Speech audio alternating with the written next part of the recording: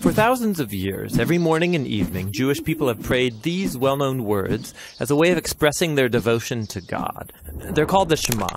Hear, O Israel, the Lord is our God, the Lord is one. And as for you, you shall love the Lord your God with all of your heart, with all of your soul, and with all of your strength.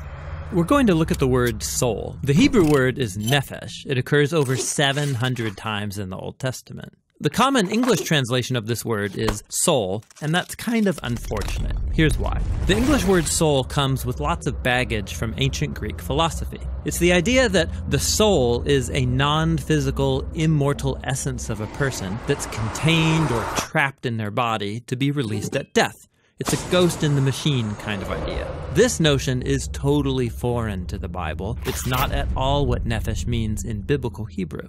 The most basic meaning of nephesh is throat. Like when the Israelites are wandering in the wilderness, they're hungry and thirsty, and they say to God, "We miss the cucumbers and melons we had in Egypt. Now our nephesh has dried up." Or when Joseph was hauled off into slavery in Egypt, his nephesh was put into iron shackles. But nephesh doesn't only mean throat. Since your whole life and body depend on what comes in and out of your throat, nephesh could also be used to refer to the whole person. Like in Genesis, there were 33 nephesh in Jacob's family, that is, 33 people.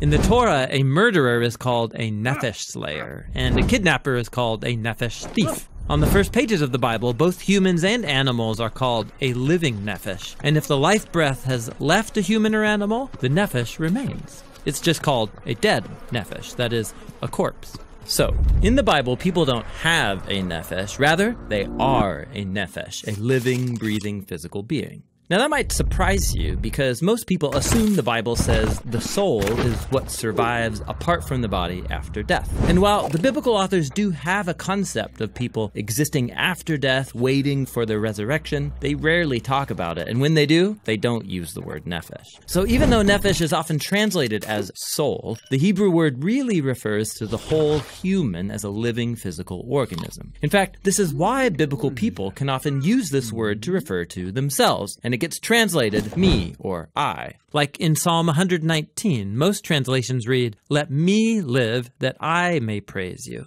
In Hebrew, the poet literally says, "Let my nephesh live that it may praise you." By using nephesh, the poet emphasizes that their entire being, their life and their body, offer thanks to God. In the Song of Songs, the young woman constantly refers to her lover as the one my nephesh loves. And of course, love isn't just an intellectual experience, it's an emotion that activates your whole body, your entire nephesh. This helps us understand the brilliance of other biblical poets who could combine multiple meanings of nephesh in one place. Like in Psalm 42, we read, "As the deer pants for the water, so my nephesh pants after you. My nephesh thirsts for the living God."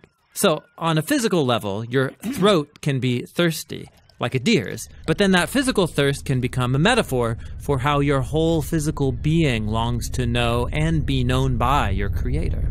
Which brings us all the way back to the Shema. To love God with all of your nephesh means to devote your whole physical existence to your Creator, the one who granted us these amazing bodies in the first place. It's about offering your entire being with all of its capabilities and limitations in the effort to love God and to love your neighbor as yourself. And that's the Hebrew word for soul.